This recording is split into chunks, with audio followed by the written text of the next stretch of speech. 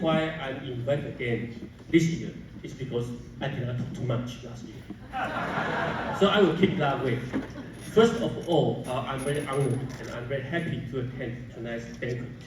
I'm very happy not because I'm going to get a free dinner, but because I'm going to witness a good example of cultural integration between our Taiwanese American and our local community. And for your information, I have been posted in the US for 22 years. I don't miss my family.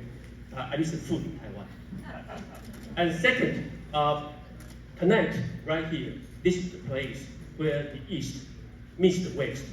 So you are able to enjoy not only Chinese culture, Chinese performance, and most importantly, Chinese food. And I hope you like it. Once again, it's an honor to be here tonight. I wish the event great success and everyone a wonderful time. Thank you. Thank you very much.